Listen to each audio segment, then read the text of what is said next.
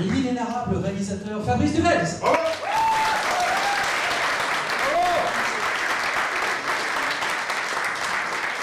Le flamboyant directeur du festival de Gérardmer, Boulevard.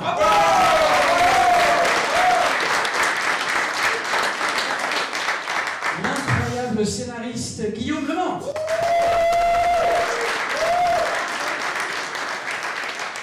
Pour modérer cette table ronde, elle fait partie de la guilde des scénaristes. Merci d'applaudir Marie Hénard.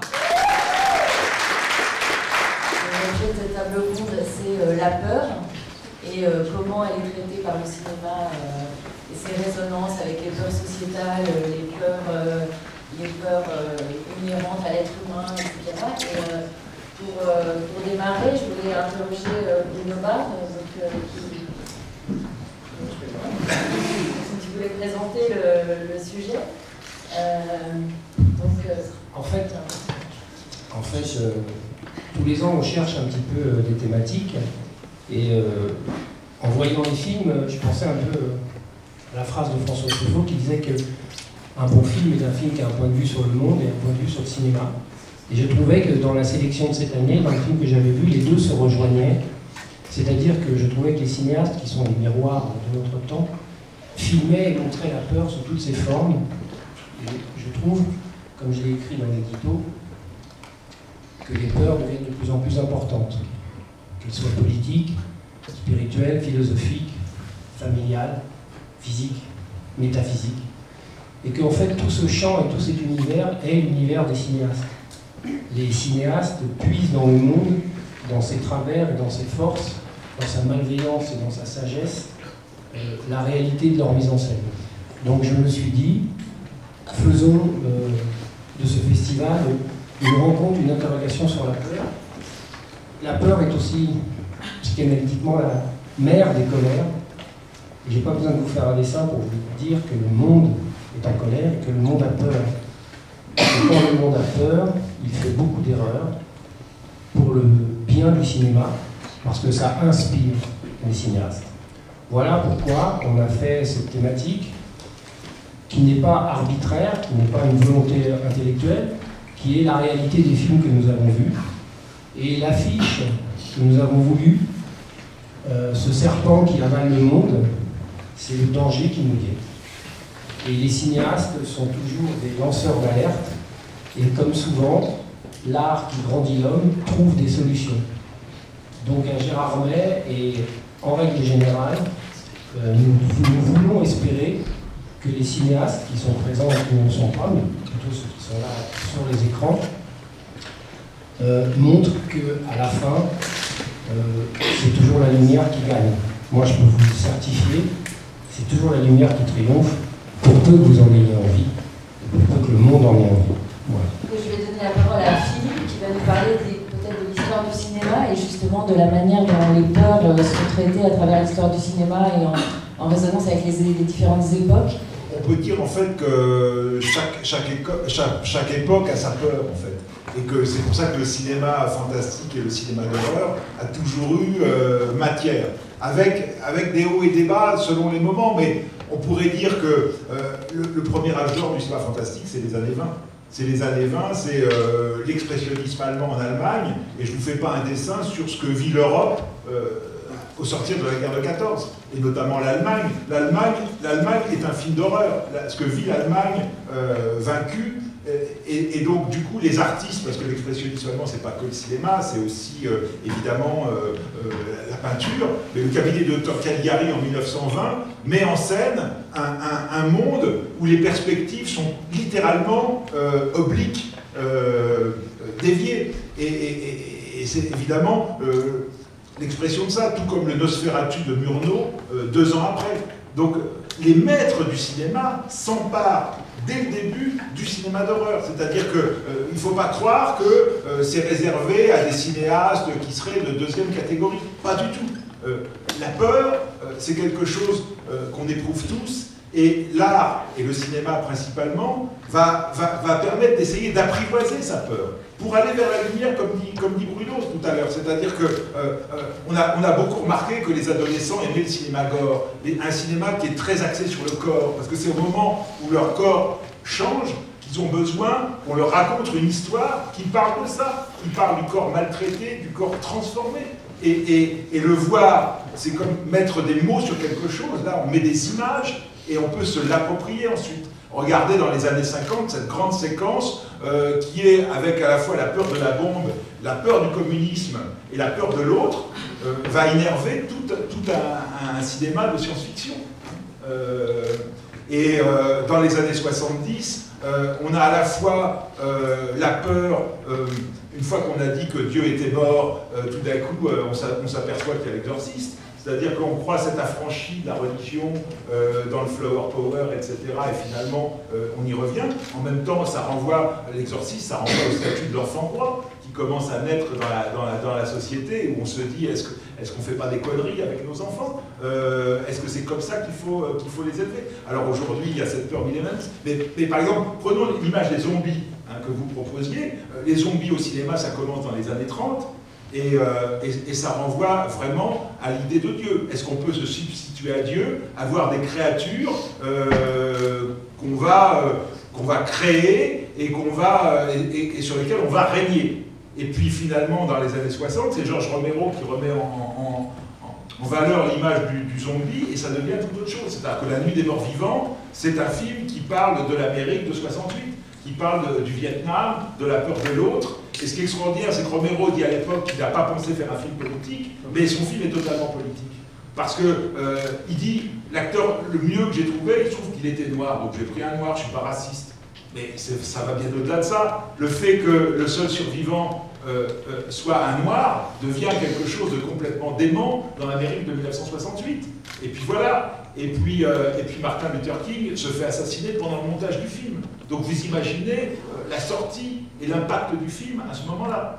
Et petit à petit, le zombie va devenir une sorte de motif qu'on peut utiliser pour travailler la peur. C'est-à-dire que dans le deuxième film de zombie de Romero, L'Aube des morts vivants, zombie, ça va être la société de consommation, après ça va être l'Amérique régalienne avec l'armée, ça va être les tours du 11 septembre dans Land of the Dead, ça va être les mouvements musulmans et les mouvements de foot dans Diary of the Dead, et comme ça, après il y a l'image des zombies dans la série télé, c'est Walking Dead, c'est Danny Boyle, et voyez comment on va pouvoir utiliser des motifs du fantastique, des motifs presque mythologiques, pour les adapter aux peurs des époques. On a des films de vampires à toutes les époques.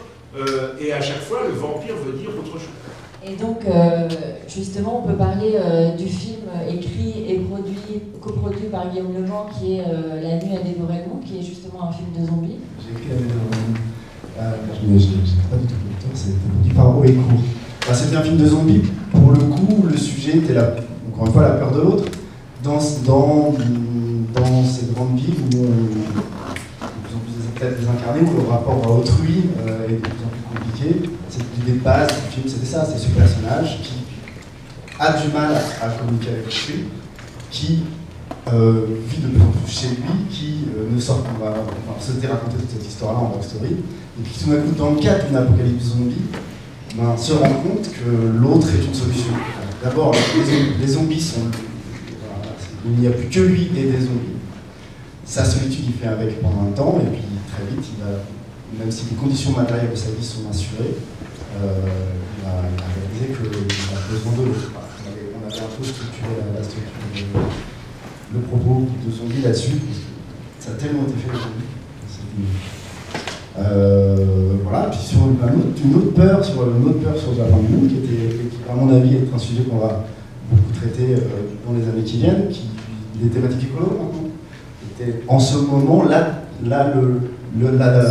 raison première pour laquelle on peut imaginer qu'on est mal, c'est dans la rue me renvoyer à ça, c'est-à-dire et le cinéma, la peur au cinéma permet de montrer le mur vers lequel on fonce.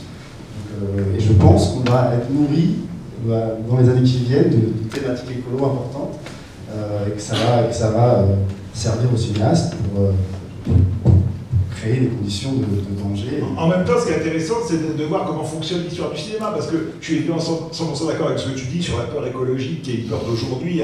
Et là, on a commencé le festival, et il y a déjà la moitié des films qui parlent de ça. Mais par exemple, il faut se souvenir que dès le mi-temps des années 70, Richard Fleischer, quand il fait Soleil Vert, c'est ça. Hein. L'ouverture de Soleil Vert, c'est l'eau est morte. L'eau est morte et il n'y a plus d'aliments, et tout d'un coup, voilà, vous connaissez la solution du film, je ne vais pas la répéter, comment on va trouver un moyen de nourrir la population, c'est vrai. Hein, bon, alors je le dis pour ceux qui n'auraient pas vu le film, on mange du soleil vert, mais en fait c'est un jeu de mots avec soyen, avec soja, de l'espèce de soja, et on ne sait pas ce qu'il y a d'autre que du soja là-dedans, et c'est pas du soja, en fait c'est le corps des vieilles personnes qu'on tue, et avec leur chair, on crée ces aliments-là. Et le flic qui est joué par Charlton Heston, qui enquête, parce qu'en même temps c'est un thriller, il enquête pour savoir ce qu'est le soleil vert, et à la fin il découvre ça. Mais évidemment, c'est un univers kafkaïen, et on va l'empêcher de parler, il y a ce bras tendu, parce que c'est ça aussi, le cinéma de peur, c'est aussi un cinéma de révolte. Hein. Comment on va essayer de faire entendre une voix au milieu d'un monde qui peut être concentrationnaire. Et par rapport à cette peur écologique, il y a cette séquence sublime dans Soleil Vert, où Edgar J. Robinson sait que son dernière heure est venue, en plus un acteur mythique du cinéma, donc Richard Fleischer le dirige, et pour le spectateur cinéphile, c'est quelqu'un qui l'a vu dans 50 films, et l'autre a dit, bon ben ça y est, il sait que c'est en plus un de ses derniers films, ok j'arrête, et donc il se présente à l'administration, et on lui dit, bon on va mettre en scène votre disparition, donc il choisit quel paysage on va lui montrer et quelle musique, et il entend Beethoven, il entend la sixième, la pastorale de Beethoven, sur des images de nature qui n'existent plus, donc il n'y a que le cinéma qui les a capturées, et il va mourir euthanasié là-dedans, et la séquence est sublimissime. Oui, justement, la nature qui se révolte parce qu'elle a été trop torturée par les êtres humains, c'est une thématique qu'on retrouve dans beaucoup de films cette année au festival, avec finalement beaucoup de films où les personnages doivent affronter finalement la sauvagerie qui revient, et il y a aussi la sauvagerie en nous, la barbarie en nous, la folie en nous, qui est un des thèmes dont tu traites, hein, voilà. Fabrice. Oui, moi je m'intéresse forcément aux peurs écologiques, aux peurs circonstancielles du monde, de l'histoire de l'humanité. Enfin, c'est-à-dire dans l'histoire de l'humanité, la peur, l'apocalypse, ça a toujours été quelque chose de grande peur, hein, ça a toujours existé. Mais principalement, en tout cas, moi, ce qui m'intéresse particulièrement, en tout cas dans mon cinéma et en tant qu'être humain, c'est la peur, c'est la part de nous-mêmes, c'est l'autre qui est en nous. Erasme Procola, j'ai une discussion assez enflammée avec Bruno hier sur le minéral, le végétal, mais enfin, disons qu'il y a la dimension, surtout dans un monde qui est pré-psychanalytique, donc depuis les années 50, ça a changé énormément de choses dans l'approche qu'on a des personnages et l'approche même du cinéma. Il y a quelque chose qui me fascine là-dedans, c'est comment déjà face à soi-même, il faut arriver à cohabiter. La cohabitation avec soi-même est terrible, parfois elle est même impossible. Et puis après, il y a l'idée du couple. Il y a dans le couple quelque chose qui cristallise énormément de peur.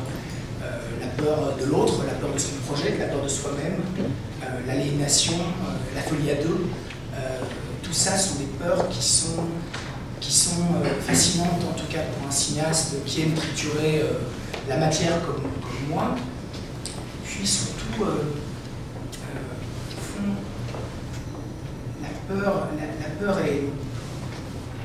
elle se contamine. C'est quelque chose qui nous enflamme, qui est vraiment quelque chose qui... Il suffit qu'il y ait très très peu de choses en fait pour que nous soyons tous contaminés par la peur. Et elle est en nous, elle est là. Et effectivement, alors qu'on va vers la lumière, je ne sais pas si on va vraiment vers la lumière. En fait, je me pose la question. Je ne suis pas sûr. J'aimerais pouvoir arriver à cette conclusion-là. Aujourd'hui, dans mon cheminement, même en tant qu'homme, je ne suis pas sûr qu'on va vraiment vers la lumière. Mais c'est un questionnement. Et j'essaie de tendre, en tout cas dans mon cinéma, pour aller de plus en plus vers la lumière. Mais après, je pense que les peurs... Au fond, ce qu'il y a, c'est que dans le cinéma, si je reste dans le cinéma, il y a... on peut parler de plein de choses, et là on voit des films plus ou moins intéressants, ou peut-être un peu plus que moins, j'en sais rien, enfin, peu importe, mais moi je me fous en fait de l'environnement, c'est-à-dire que les environnements, l'écologie, tout ça, c'est très bien, mais ce qui est intéressant, c'est les personnages. Tu parlais de Soleil Vert. Soleil Vert est un grand film parce que Charlton Heston est un grand personnage dans le film. Parce que ce qu'il traverse me concerne. Me concerne parce que je peux y voir un certain reflet, je peux aussi toucher, percevoir la peur. Et la peur, elle est constituée il y a la peur cérébrale, hein, il y a la peur viscérale. Et la peur viscérale, c'est cette dualité en fait. Et on retrouve dans plein, chez des cinéastes que j'affectionne particulièrement, que ce soit Tourneur, Bergman, il y a toujours cette confrontation, cette dualité entre ces deux peurs. Et ça, c'est vraiment quelque chose qui m'intéresse beaucoup. Il y a une chose dans l'étymologie de la peur qui est la phobie, une étymologie grecque, qui est très intéressante, parce que ce même mot signifie la peur et la détestation. Et en fait, quand vous êtes xénophobe, ce que j'espère que vous n'êtes pas, c'est que vous détestez les autres. Quand vous êtes agoraphobe, c'est que vous avez peur de la foule, et qu'on peut même penser que vous pouvez aller jusqu'à la détester. Ça veut dire que le pas, quand on dit que la peur est la mère des colères, le pas entre la peur et la détestation est très proche. Donc il faut faire très attention à ne pas avoir peur. Pour ne pas avoir peur, il faut avoir confiance en plusieurs choses, dont l'art, la peinture, la musique, la sculpture, et bien sûr le cinéma. Parce que l'art restaure l'homme dans sa dimension humaine. Et tout à l'heure, vous parliez de la nature et de l'écologie. La nature se révolte et la nature est furieuse, pour une raison très simple, c'est que l'homme a cette responsabilité. Le monde de la nature est un monde chuté, mais dont la responsabilité est celle de l'homme. Donc c'est à l'homme de la réparer, et non pas de la détruire comme il est en train de le faire, pour des raisons qui ne sont jamais à la gloire de l'homme, mais toujours à la gloire de la matière et de la possession et de ses acquis. C'est une conception du monde, ce que tu dis, mais c'est là où tu places l'homme au centre de tout. Mais si on déplace le truc, c'est que si l'homme n'est rien, la nature reprend ses droits. Non, mais à mon avis, la nature peut reprendre ses droits. On peut pas, quand on travaille dans un art ou dans le cinéma, estimer que l'homme n'est rien. Non, mais on peut non, bien sûr, puisque nous sommes là, et autant être là, et on peut sentir qu'on est là. Mais je pense que l'écologie, c'est un problème terrible, bien sûr, on est tous d'accord là-dessus. Mais si on dit, en fait, la nature, on le voit bien avec le tsunami, c'est-à-dire qu'un tsunami, dans un battement de cils, peut détruire tout. C'est-à-dire qu'à un moment donné, si nous sommes un parasite pour notre propre environnement, l'environnement peut décider de nous balayer comme ça. Et ce que montre le cinéma aujourd'hui dans l'écologie, et c'est ça qui est intéressant, c'est que la nature va s'en sortir, mais pas l'homme. Donc c'est ce que montre, c'est ce qui se passe. Donc ce qui est intéressant aujourd'hui, c'est d'aller vers des cinéastes qui essaient de porter cet espoir et de trouver des solutions. Alors il y a les politiques qui trouvent des solutions, mais souvent les artistes ont aussi des solutions parce que les artistes manient la poésie, la métaphore, le lyrisme, la transcendance, et que les artistes ont beaucoup moins de limites que les politiques, et que très souvent, c'est eux qui sont porteurs d'une résurrection intellectuelle et spirituelle, et on peut l'espérer, de l'homme, et non pas une résurrection de zombies. Parce que je rappelle quand même que ce qui est formidable dans la résurrection des zombies, c'est que c'est une résurrection permise sans âme, sans psyché, sans esprit, sans intelligence et sans intellect. C'est-à-dire c'est une résurrection physique, désarticulée, et qui est donc une fausse résurrection. Et donc c'est un mauvais chemin. Ne devenez pas des zombies, c'est pas un bon chemin. Après, c'est bon conseil, c'est difficile de rebondir. Mais ce qui me semble, moi, important pour les cinéastes, c'est le questionnement. C'est-à-dire que, parce que les fins pessimistes, c'est devenu presque quelque chose d'emblématique dans le cinéma de fantastique et de science-fiction, j'allais dire contemporain. C'est-à-dire qu'au départ, dans l'âge d'or d'Hollywood, il était inenvisageable de ne pas avoir un happy end. Mais petit à petit, et un film comme ceci de Carpenter, qu'on adore tous, je pense ici, ne peut que mal se terminer. À la fin, ils ne peuvent pas vous dire, eh bien finalement, Kurt Russell a été très malin et il est venu au bout de la créature, et voilà, et tout va aller très bien. Ça ne peut que mal finir. Ça se finissait dans un éclat de rire dans le bal des vampires, mais finalement, c'était un éclat de rire, mais les vampires allaient contaminer le monde, et après, de plus en plus, c'est ça. Mais ce qui est intéressant, c'est que ça finisse bien ou que ça finisse mal. Ce qui est important, c'est le questionnement.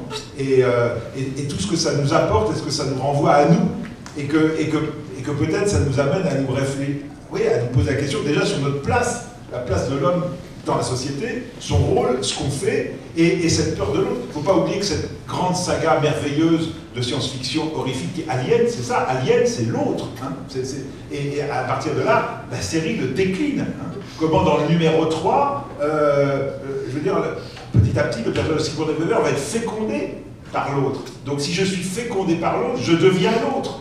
Et l'autre ne veut tout d'un coup plus la détruire parce qu'il se reconnaît.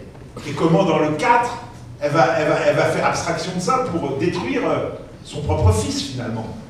C'est assez fou. Avec cette idée qu'elle est morte, elle a été recréée à partir de molécules, de son ADN, etc., par des savants un peu fous. Et la question est que ça vaut le coup de sauver l'homme? Est-ce que ça vaut le coup de sauver l'homme? La discussion, c'est à travers les personnages, mais on y revient toujours, et je pense qu'on est tous d'accord à cette table, c'est que les films ne peuvent être intéressants que s'il y a des personnages, que s'il y a des êtres humains qui nous intéressent, parce que vous pouvez avoir les concepts les plus astucieux de la Terre, si c'est qu'un concept, votre film, ça sera rien qu'un concept. Et ce sera jamais une œuvre d'art. Il faut passer par le facteur humain, parce qu'il faut que vous vous intéressiez au personnage, sinon c'est même pas la peine. C'est fondamental parce qu'il n'y a que comme ça en fait qu'on apprend qu'on peut grandir.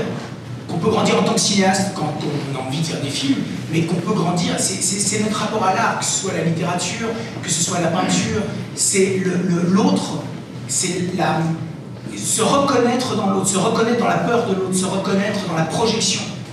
Et le fait d'être bousculé, le fait de provoquer une peur pour la comprendre, de bousculer en fait, parce qu'aujourd'hui, ce qui me désole un petit peu, c'est souvent le fait qu'on n'a plus envie d'être forcément bousculé.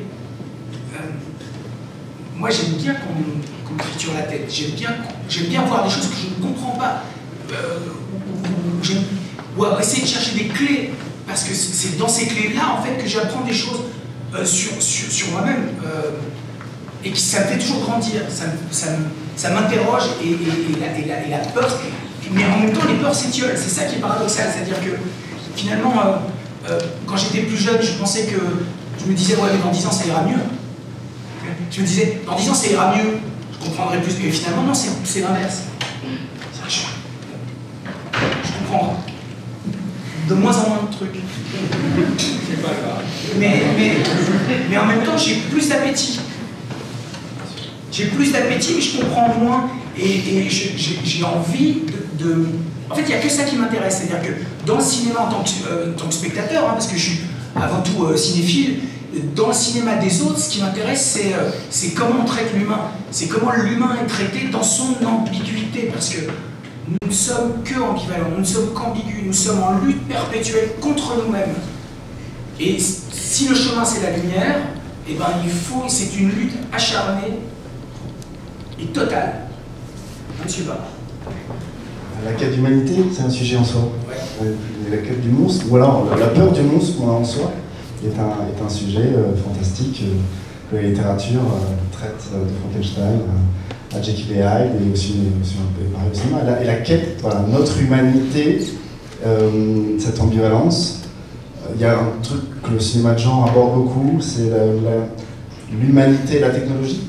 Notre quête d'humanité, ou comment on reste humain avec cette technologie de Robocop à tout ce que fait Black Mirror aujourd'hui, c'est-à-dire la place de l'homme et son interactivité avec une surtechnologie qui est dans notre société aujourd'hui, de réseaux, de vidéos, d'images. Tu parlais de politique de Romero tout à l'heure, mais en fait la politique n'est intéressante par le prisme du cinéma ou de la littérature, n'est intéressante que s'il y a de la poésie. C'est-à-dire que malheureusement, je ne sais pas pourquoi, mais nous vivons dans un monde qui est de moins en moins poétique.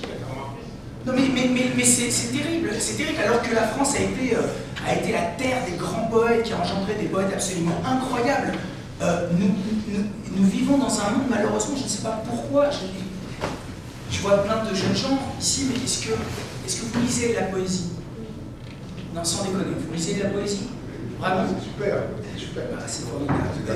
C'est presque louche. Faites des films. Apprenez de la poésie, faites des films maintenant. Parce que la poésie, ça suspend le temps. Et au fond, c'est ça qui nous rend encore plus humains. C'est dans cette suspension du temps. Et le cinéma, ou une œuvre d'art, quelle qu'elle soit, il faut avoir cette ambition-là. C'est l'ambition de suspendre le temps à un moment donné. On est très très peu y arrivé, c'est pas très grave si on n'y arrive pas. Mais il faut avoir au moins cette ambition de vouloir suspendre le temps. Parce que quand on touche la poésie, moi je pense que la poésie est toujours politique. Hein? De toute façon, où c'est mal parti, et où je donne 100% raison, c'est si au départ on veut faire juste un film politique. n'y a rien de plus chiant que le cinéma politique. Mais le cinéma va être politique parce que c'est la vie de la cité. Et donc, c'est en voulant être profondément dans la vie de la cité qu'on fera un film politique. Et à partir de là, un art important, c'est un art de poésie. Et peut-être que ici, on ne parle pas encore assez de fabrication. Je trouve qu'on est quand même... Ah ben, je vois Guillaume qui vont parler. Non, c'est pas bon. Parce qu'on a quand même la chance d'être avec un cinéaste, avec un scénariste.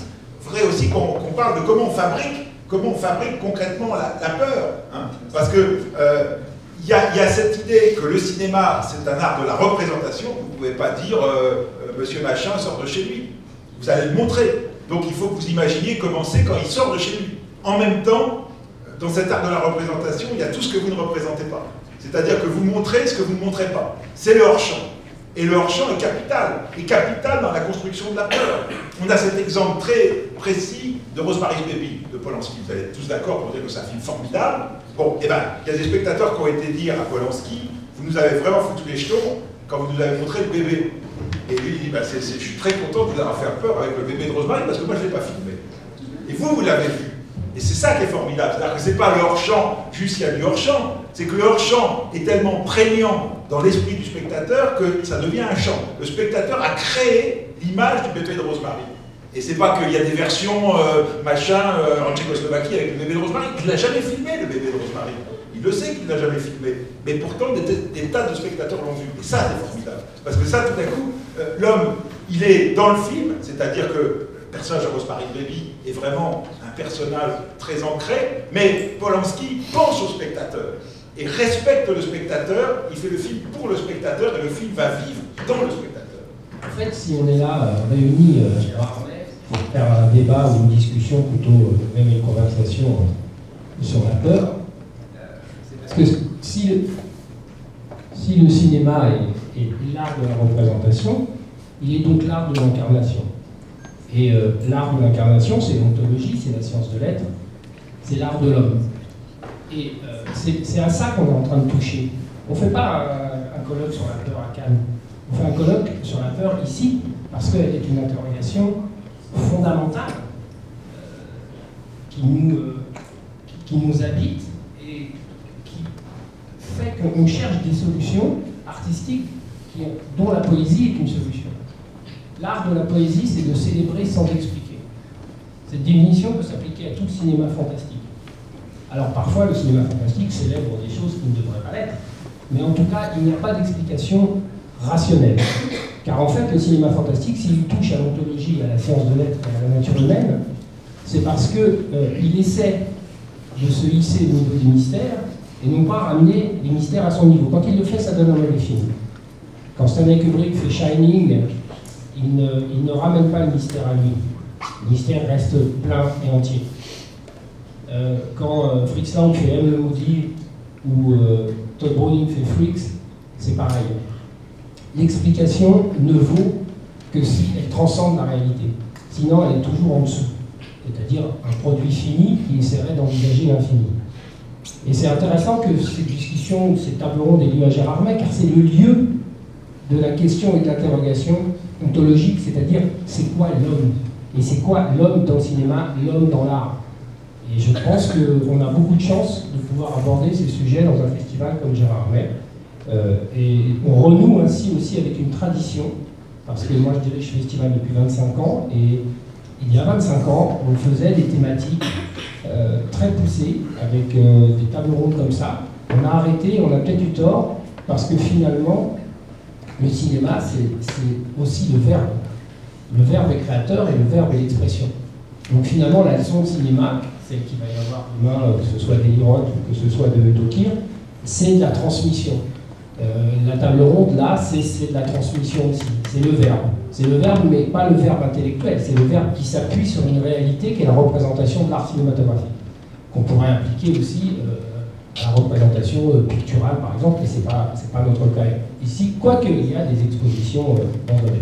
Voilà. Guillaume, tu peux nous parler de la manière dont tu as travaillé sur le scénario de Dans la brume ou de La nuit a dévoré le monde? Parce que par exemple, La nuit a dévoré le monde, c'est l'adaptation d'un bouquin.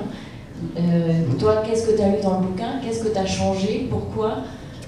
Comment tu as abordé le traitement de la peur vraiment dans le scénario? Si si je parle de ce qu'on a adapté, des changements, je vais abîmer le film, je ne l'aurais pas vu, parce qu'il y a un élément vachement important dans ce qu'on voilà, en particulier sur la fin du film, qui n'est pas dans on a inventé une nouvelle fin. Maintenant, on pourrait séparer. Moi, le cinéma que je fais, moi, en tant que scénariste, on aborde des sujets qui font peur, qui sont de l'ordre de l'angoisse, mais c'est pas vraiment des films qui font peur pendant.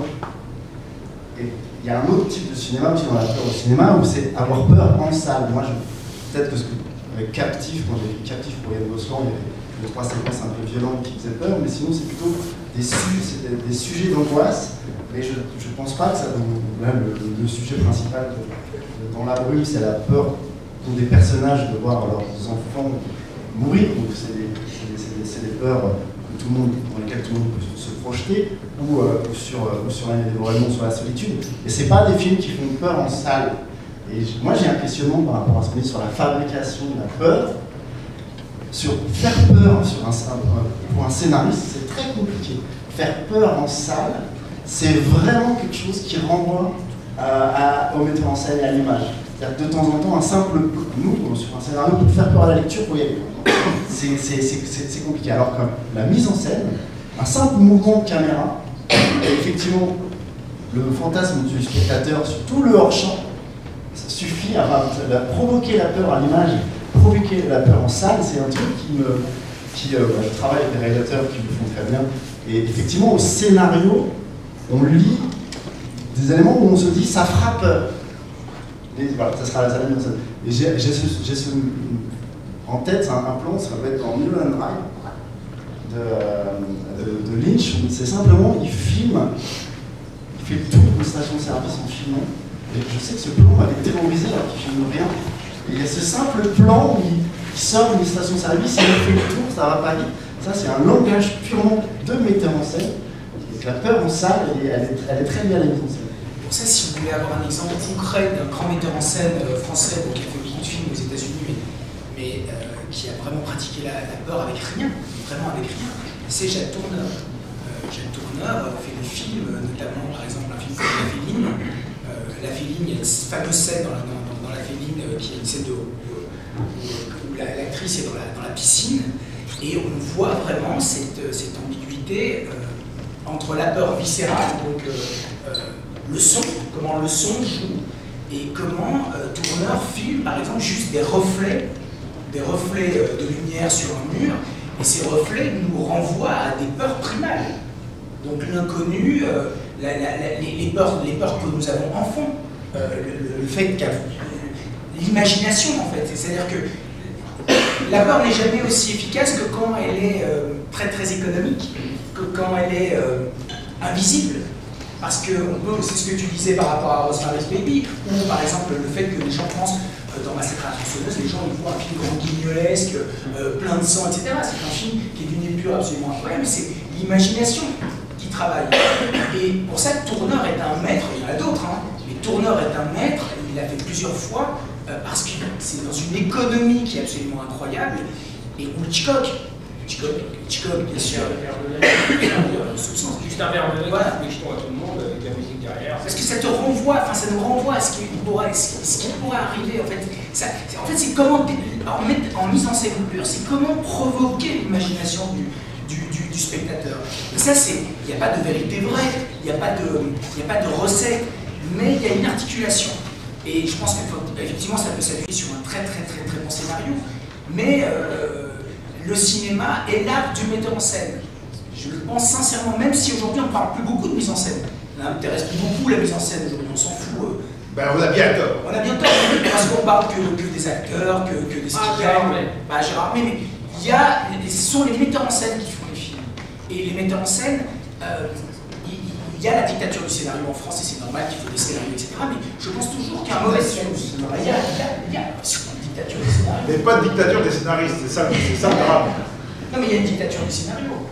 Dans commission, tu vois, enfin même des scénarios, des metteurs en scène. Passage obligé pour financer. Voilà, c'est ça. Même le documentaire, vous devez fournir un scénario quand vous voulez une subvention pour un documentaire, ce qui est absurde. Mais voilà, c'est vraiment dans la fabrication, c'est le metteur en scène qui joue avec avec l'invisible, avec ce qu'il faut montrer, ne pas montrer. Et après, c'est un travail d'écriture, parce que c'est pas en filmant, c'est un travail d'écriture, c'est toujours un travail d'écriture, que ce soit en amont ou en aval. C'est un travail d'écriture quand on écrit le script, c'est un travail d'écriture pendant qu'on filme, et c'est surtout un travail d'écriture quand on monte. C'est là qu'un film se gagne. C'est jamais à l'écriture au moment où vous filmez, vous faites des prises de vue, c'est toujours pendant le montage qu'un film se gagne. Vous pouvez avoir des super matières, si vous n'arrivez pas à monter votre film ne sera pas très bon.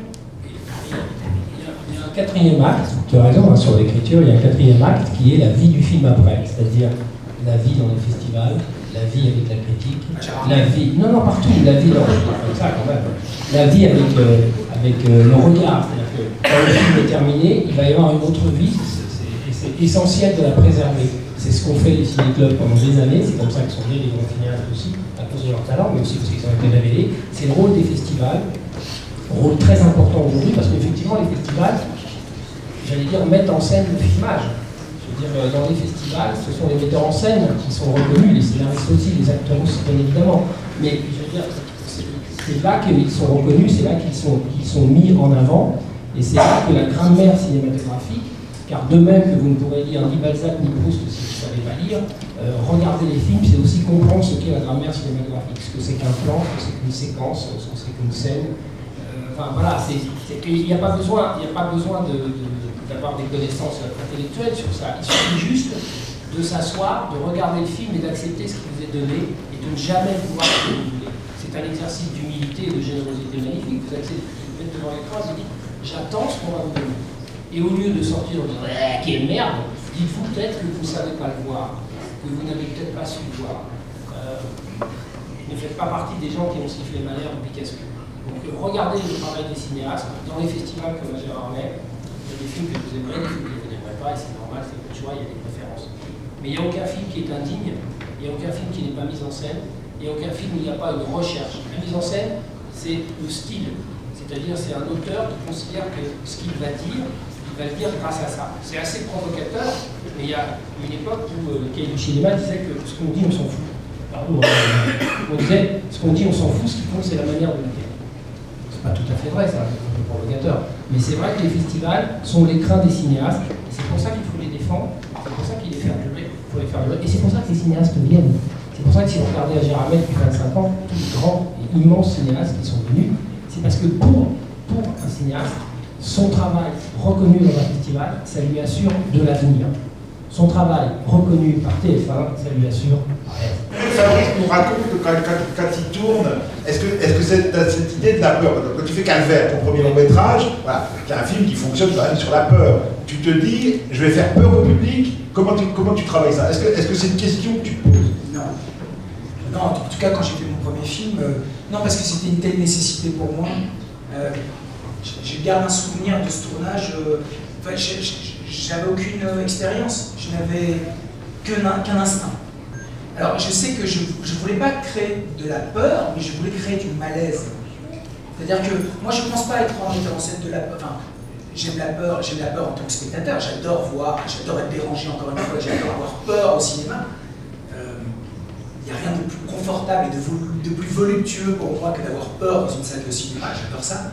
C'est rare, c'est de plus en plus rare, mais dans mon travail, surtout en premier film, je savais que j'avais envie de distiller un malaise, quelque chose qui soit putride, qui laisse... C'est pour ça que je continue à tourner en pellicule, parce que j'aime les odeurs, j'aime la matière. Organique, voilà, le cinéma qui est organique. Voilà, je suis obsédé par la matière, je travaille plus comme un plasticien. Après, je ne suis pas un théoricien de la peur, je ne pense pas à la peur. Il m'arrive aujourd'hui maintenant, parce que j'ai un peu plus d'expérience, et puis j'ai pris des cours, et j'essaie de voir un petit peu comment les choses peuvent s'articuler quand j'essaie de faire une scène où je me dis là, il faudrait qu'à ce moment-là, les gens aient peur. Mais il y a des choses que je me refuse de faire, par exemple. Les jumpscares, toutes ces conneries qu'on voit. Vous savez tout ce que c'est un jumpscare. Des portes qui claquent. C'est quand on sursaute. C'est quand on crée les sursauts du spectateur. Là. Que tout d'un coup, craque, on balance un truc, un chat, hop, traverse le cadre. Les phébus. Les phébus, c'est le tourneur. Dans la féline. Dans la féline, c'est les phébus. Sauf que enfin, parler de jumpscare par rapport de la féline, c'est un peu hasardeux. Parce que tu as raison quand tu dépeins cette scène de la piscine. La scène de la piscine dans la féline, qui fait si peur, qui est reprise dans It Follows, hein, presque à l'identique, hein, qui fonctionne sur le même principe. Mais ça fonctionne parce qu'on est avec le personnage. Regarde, on est dans l'eau avec la fille. Et on voit ce qu'elle voit, et elle n'arrive pas à comprendre ce qu'elle voit. Elle n'arrive pas à décider s'il y a vraiment une panthère ou une femme panthère qui va la bouffer, ou si c'est juste le reflet de son imagination et de ses peurs. Et à partir de là, le cinéaste donne à voir ça. Et nous, on n'arrive pas à décider non plus. Et c'est ça qui est formidable. C'est ça qui est le malaise extraordinaire. Et c'est peut-être ça la supériorité du cinéma sur d'autres arts. C'est de pouvoir utiliser l'image, le son, tout un univers de sensations pour nous mettre dans la peau du personnage. Et nous faire vivre. Nous faire vivre ce qu'il est en train de vivre. Quand on voit un film comme Vidéodrome de Cronenberg, on nous dit, attention, ce personnage a des hallucinations. Il lui arrive un truc, il a une tumeur, donc ce qu'il voit, c'est halluciné. Mais sauf que c'est ce que montre Cronenberg, c'est ce que nous on voit. Donc une fois qu'on sait que c'est un truc halluciné, en même temps, comment faire? On est comme lui à essayer de se dépêtrer dans cet univers de faux semblants pour savoir où est le vrai, où est le faux et comment il se vit. Et donc justement, je rebondis là-dessus sur le fait qu'on a plus peur de ce qu'on ne connaît pas, de ce qu'on ne voit pas, et que jouer sur cette peur-là, cette angoisse-là de l'inconnu, etc. Est-ce que c'est ce qui t'a motivé pour faire Dans la brume? Ce qui me plaisait beaucoup, c'est d'être à égalité avec les personnages, c'est-à-dire des personnages qui ne comprennent pas ce qui se passe. Ça, c'était l'un des éléments les plus, une sorte de narration la plus impliquante possible, d'être à égalité avec les personnages. On vit une catastrophe, on n'a pas d'information, on n'a pas de réponse, on n'a pas de vue de Dieu. Voilà, ça c'était ne pas savoir ce qui se passe.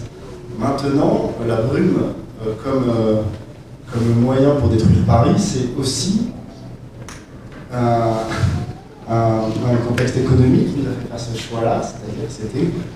On avait très envie, moi j'avais très envie de voir un film catastrophe dans Paris. On a vu Londres dans la catastrophe, on voit les villes américaines, on a ce cinéma-là dont on est nourri.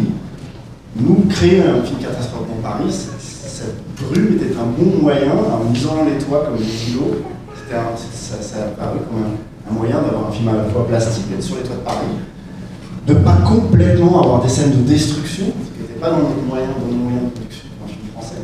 Voilà, ça a accumulé beaucoup de qualités pour se dire, voilà, on a cette brume tueuse et à l'origine inconnue. Ça accumule, c'était un moyen qui s'est imposé pour faire un film dans une économie française. En ayant pas mal d'argent pour un film français, et en proposant même des images de Paris, je pense qu'on a rarement vu. Mais cette brume qui, avec des gens qui nous questionnent encore sur la fin, qui était pour nous assez clairement d'origine naturelle et une réponse de la nature, ce qui est grâce à nous, ce dont on parlait depuis. Est-ce que tous les deux, Fabrice et Guillaume, quand vous construisez des histoires comme ça qui traitent des angoisses, est-ce que on parlait tout à l'heure de l'angoisse, des angoisses universelles qui sont les angoisses de la mort et deux angoisses qui pourraient être la racine de toutes les autres, qui sont l'intrusion et l'abandon. Moi, ce qui est sûr, c'est que j'aime bien, quand j'écris, créer un dialogue entre le spectateur qui va voir le film et les protagonistes et les personnages. J'aime bien quand c'est impliquant, quand la narration est impliquante, et quand les spectateurs vivent avec, ou en tout cas comprennent ce que ressentent et vivent les personnages. Et pour ça, la peur est un moteur narratif universel. Effectivement, montrer des personnages qui ont peur de mourir, qui ont peur pour ceux qu'ils aiment, c'est un biais très simple pour prendre le spectateur par la main, le faire entrer dans une histoire, et que le spectateur ait envie de suivre l'histoire. La peur est universelle et se partage. C'est très très simple de comprendre les motivations, de faire comprendre les motivations des uns et des autres via la peur. Déjà, c'est un outil de travail pour nous assez simple. C'est vrai que ça nous appuie beaucoup là-dessus. Maintenant, quand on analyse, il y a forcément deux peurs qui se traduisent par ou l'intrusion. Moi, je ne suis pas certain et de le comprendre et de le partager. J'ai l'impression qu'il y en a plus que ça, des typologies. Sur la peur, c'est évidemment, les peurs sont des émotions, on va qualifier ça comme ça. Les émotions, si on reprend pour le principe de la dimension humaine qui gère les personnages dans les films, il y a 3 dimensions chez l'homme. Il y a une dimension physique, psychique et intellectuelle. Et donc, comme la musique, hein, si vous écoutez de la musique pour danser, c'est physique. Si vous écoutez de la musique classique, c'est psychique. Si vous écoutez du chant grégorien, c'est intellectuel, vous avez des réactions différentes. Les peurs, elles sont pareilles. Tu as des peurs viscérales, tu as des peurs physiques, hein, tu as des peurs psychiques. La mort n'est pas loin d'être une peur psychique plus qu'une peur viscérale. Et puis, tu as la peur intellectuelle, celle que tu décris notamment dans La Brume, c'est-à-dire, ou celle que décrit Kubrick dans 2001 l'Odyssée de l'espace, par exemple, c'est-à-dire la peur en retard, où on sort du cinéma, où on réfléchit, où on a peur, où on se demande, où on se pose des questions. Évidemment, il y a une monarchie dans la pensée, dans la structure humaine, qui est la monarchie de l'intellect. L'intellect, normalement, devrait arriver à maîtriser et la chair du corps, du physique, et la chair de l'âme. Voilà, et donc, du coup, les peurs, elles s'adressent à ça. Et d'ailleurs, vous pouvez faire cet exercice, ce jeu en vous amusant, sur les films que vous allez voir à Gérard May, de voir où sont vos peurs, quand elles sont physiques, quand elles sont psychiques, quand elles sont intellectuelles. Est-ce que finalement les films servent à nous connaître nous-mêmes, à nous comprendre et à explorer finalement nos peurs, nos angoisses et à les surmonter? Et c'est marrant parce que vous avez 2 approches un peu différentes, Guillaume et Fabrice. Toi, tu prends des personnages normaux qui nous ressemblent, auxquels on s'identifie sur des émotions, comme la peur, et toi, tu emmènes le spectateur dans la folie du personnage, des personnages qui vont petit à petit devenir presque monstrueux, et c'est jusqu'où est-ce qu'on va les suivre dans la monstruosité, dans la folie, etc. C'est les miennes. Je suis beaucoup plus égocentrique que Guillaume. En fait, je m'intéresse, c'est une espèce de psychanalyse, en fait. Je m'intéresse à la psychanalyse, mais je me projette dans des peurs, l'abandon, l'amour, la pureté, la folie, la névrose, et je vois jusqu'où je peux aller avec des personnages. L'amour, le couple.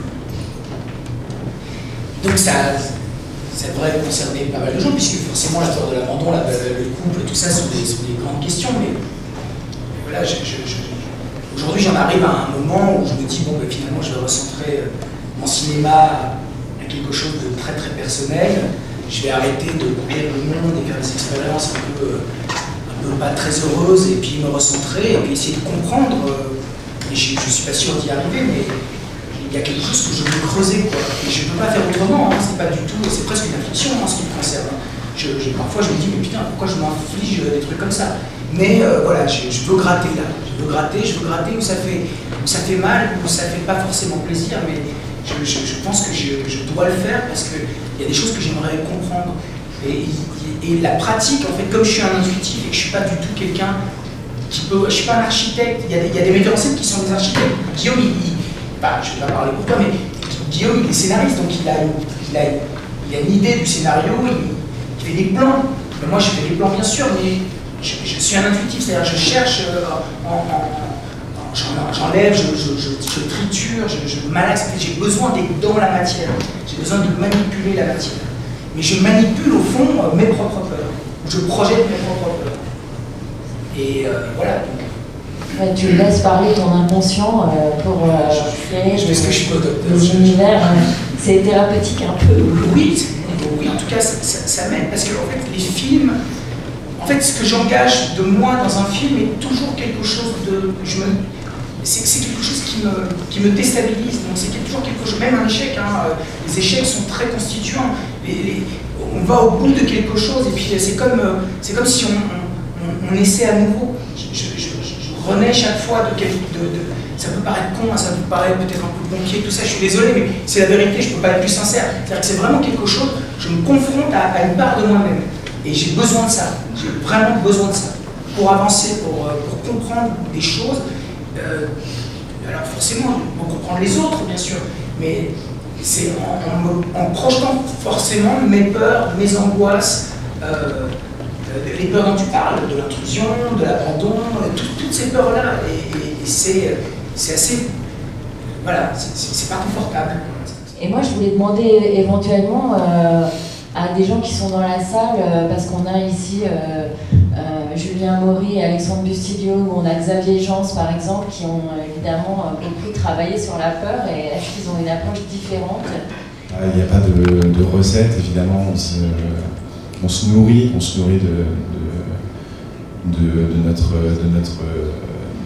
notre vécu, surtout, encore une fois, de notre histoire. C'est vraiment, c'est au service de l'histoire tout le temps, quoi. Donc ouais, c'est un peu compliqué, je sais pas. Je suis pas un spécialiste non plus, donc c'est vraiment, ouais, c'est de l'ordre de l'instinct.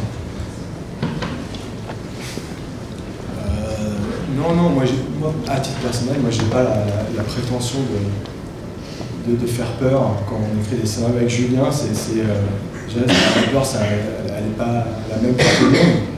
Moi, personnellement, je n'ai absolument plus peur devant les films d'horreur depuis des années. Parce que peut-être qu'on est blasé, on l'a trop vu, je ne sais pas, mais nous, on n'a pas cette prétention-là, parce qu'on vient d'un cinéma qui est, même si on est des frères d'âme avec Fabrice, qu'on connaît depuis Calvaire, donc on apprécie énormément le travail, qu'on respecte énormément, mais on n'a pas la sensation de faire du tout le même cinéma qu'avec Fabrice, on fait le même genre, mais pas de la même façon. C'est-à-dire qu'on a, je pense, les mêmes choses, peut-être pas forcément pour les mêmes choses, mais nous, on est des héritiers avec Julien d'un cinéma beaucoup plus contrôlé dans la peur, c'est-à-dire avec une peur beaucoup plus inoffensive, qui est totalement héritée du cinéma américain, et qu'on légitime complètement, qu'on revendique complètement, pardon, et qui n'est pas une peur fondamentalement dérangeante, comme peut l'être souvent tes films, Fabrice, ou les grands films que vous avez cités, les grands auteurs qu'on a cités comme Tourneur, etc. Moi, à titre personnel, par exemple, le dernier film vraiment en date qui m'a vraiment terrifié, il n'est absolument pas du tout un film d'horreur, c'est un film de Nicolas Boukrieff, qui est Made in France, quoi. Parce que voilà, pour moi, la peur, actuellement, c'est ça, c'est la radicalisation de certaines personnes, de notre jeunesse, qui se retournent contre lui-même. Et ce film, à titre personnel, je suis désolé. Je fais très vite. Donc voilà, nous, c'est... Après, la peur, nous, quand on nous dit que notre premier film fait peur, on était les premiers surpris avec Julien. Enfin, fait peur pour certaines personnes, certains spectateurs, parce qu'on n'a pas du tout cette optique de faire peur, mais de faire une sorte de gore-fest totalement décomplexé dans le paysage français qui est quand même très sclérosé quand il s'agit vraiment de mettre les mains dans le cambouis, c'est-à-dire dans le gore, en proprement parler. Et nous, on est plus des geeks que des cinéastes à la base. Tu vois, on ne dit pas du tout comme des cinéastes accomplis, on est totalement sur un chemin d'apprentissage. Et quand on nous avait dit que certaines personnes, mais on était terrifiés par notre film, on ne comprenait pas. Mais il ne fait pas peur, notre film, c'était pas du tout le but c'était de faire un film d'horreur totalement décomplexé en termes de... graphiquement presque. Et donc cette recherche de la peur, effectivement on travaille en ce moment avec Guillaume sur un scénario dont les premiers retours, on était très surpris, il nous disait mais ça fait très peur. On était les premiers à se dire ah bon bah c'est super parce que moi je serais incapable de dire où se situe sur notre propre travail, hein, pas le travail mais le curseur de la peur. Et d'où cette difficulté justement à l'écrit en plus, encore plus, de pouvoir faire naître ce sentiment qui finalement est totalement, je pense que si chacun, on a chacun quelle est la séquence du film, le film qui t'a fait le plus flipper, on a une réponse différente à chaque fois, c'est peut-être même intéressant de savoir. Moi, à titre personnel, moi justement, là on revient à la mise en scène totalement, le film, à part cette peur récente que j'ai eue devant Made in France qui m'a fait un peu revenir aux têtes de Guignol avec derrière toi il est là le méchant quand tu vois le héros qui parle à sa meuf et t'as le méchant djihadiste derrière et tu comprends qu'il va le griller et, ça me terrifiait cette scène toute bête mais moi à titre personnel c'est je crois que j'ai mis autant peur de ma vie devant Les Innocents de Jack Clayton et pourtant qu'il montre on en revient absolument rien, c'est-à-dire une Europe qui passe dans un couloir et un plan fixe d'une femme qui se tient près d'un lac et qui est une image absolument sublime dans l'absolu, mais totalement dérangeante parce que cette femme est censée être morte. Merci d'avoir parlé de la peur noble, parce que franchement, je pense que beaucoup de gens sont arrivés dans la passion du cinéma grâce au cinéma de genre. Enfin, moi, je me souviens quand j'étais petit, j'avais besoin d'avoir peur, mais une peur insidieuse, notamment avec le hors-champ dont tu parlais, Philippe. Le hors-champ est extrêmement important et aujourd'hui, j'ai l'impression que les jeunes n'ont plus peur de rien. Parce qu'effectivement, il y a le jumpscare, on a une espèce de peur gadgetisée, programmatique, robotisée, qui pour moi est un véritable ennemi, parce que j'ai l'impression que tous les films qui me font vraiment flipper, It Follows, Mr. Babadook, ou même Calvaire, que j'avais découvert à 22 ans et qui m'avait quand même vachement fait flipper, j'ai l'impression que ces films-là qui me font peur ne font pas du tout trembler les plus jeunes qui sont habitués à des peurs beaucoup plus gadgetisées, beaucoup plus parcs d'attraction. Et en fait, je voulais savoir d'une, est-ce que c'est votre ennemi, cette peur-là, parce que c'est vraiment une dualité entre une peur intelligente et une peur peut-être de jumpscare. De base hollywoodien, c'est ça. La musique doit être là pour leur rassurer, pour dire c'est là où vous devez avoir peur, c'est là où vous avez le droit de rire, là vous avez. Parce que il y a des gens, je suis sûr que tu as ça dans des débats. Alors, on a été un peu dégoûtés, on ne savait pas si on avait le droit de rire ou. Et tu as tous les droits quand tu vois le film, tu te l'appropries, c'est ça qui est intéressant. Et plus il y a de l'ambiguïté, et plus c'est fort. Et ce qui est intéressant avec la peur, c'est comment les films vieillissent. On s'aperçoit que, c'est pas forcément qu'ils sont mauvais, mais par exemple le Frankenstein de James Whale en 1930, qui terrifiait les gens. Il y a des gens qui étaient évanouis. Hein. Aujourd'hui, quand on voit le film, il est au programme des écoles et cinémas pour les classes de 6e. C'est ça qui est marrant. Alors qu'il y a des peurs qu'on ne va pas pouvoir digérer. Parce que le cinéma est ancré dans son époque, mais la mise en scène va élever ça. Quand on voit M. le maudit de Fritz Lang, 1931, on ne dit pas « ouais, bah, c'est un vieux film de 1931 ». Le film, il résonne aujourd'hui, il est tout aussi impossible à consommer qu'il l'était en 1931. C'est ça qui est formidable. C'est parce que tout d'un coup, le génie de Lang est d'avoir une mise en scène qui est à la fois très concrète, parce que son film, c'est vraiment l'Allemagne de 1931, et en même temps, il y a une universalité et une abstraction. Et la mise en scène doit passer par l'abstraction. Absolument, mais ça c'est fondamental. Mais ça c'est fondamental, c'est-à-dire ce que tu dis sur l'abstraction, c'est fondamental. C'est-à-dire que moi, ce qui me désole aujourd'hui dans le cinéma, et principalement le cinéma français, d'expression française, c'est la volonté d'être réaliste. C'est-à-dire que la volonté d'être profondément réaliste. Alors que le cinéma doit s'ancrer dans la réalité, bien sûr, mais doit tendre vers l'abstraction. C'est-à-dire que l'abstraction fait que toute œuvre d'art, de toute façon, perdure dans le temps. C'est l'abstraction. Alors on peut être pragmatique, hein, on peut être pragmatique et considérer que le cinéma est un produit qui doit être consommé immédiatement, et il y en a qui le font, et pourquoi pas, et tant mieux, ils ont des piscines à Malibu, c'est très bien. Mais à partir du moment où on a une volonté artistique réelle, je pense que le réalisme doit être transcendé et tendre vraiment vers l'abstraction. Tout à l'heure, vous parliez de poésie. Moi, j'ai l'impression que les grands films d'horreur, ils fonctionnent aussi parce que, ils sont poétiques. C'est-à-dire, par exemple, moi, le dernier plan de Massacre à la tronçonneuse, il y a quelque chose d'infiniment poétique. C'est pas seulement, modélisé pour dire une scène. En fait, c'est dans son concept, la scène, il y a une espèce de poésie déviante comme ça. J'ai l'impression que c'est le moteur, la chose qui permet d'imprimer les images sur la rétine, en fait. Que l'horreur est indissociable de la poésie, en fait. C'est ce que disait Fabrice tout à l'heure, la poésie et la poétique, hein. Une poétique du cinéma, et l'horreur doit passer par cette poétique-là. Les yeux sans visage de Franju, La nuit du chasseur de Charlottone, il y a une poésie, et l'horreur est au cœur de cette beauté. Et là, du coup, le spectateur est dans une sidération. C'est-à-dire que d'un côté, il y a cette beauté qui peut aller jusqu'au grotesque, c'est le dernier plan de Massacre à la tronçonneuse, et en même temps, c'est complètement concret. Ça fonctionne aussi par une espèce de double frisson, en fait. En frisson, on est glacé par l'horreur de la scène, on est aussi fasciné par quelque chose de beau qui se dégage de dans un concept ou d'une idée. Mais l'horreur fascine parce qu'elle est une puissance que nous avons en nous, que nous allons réveiller ou pas réveiller.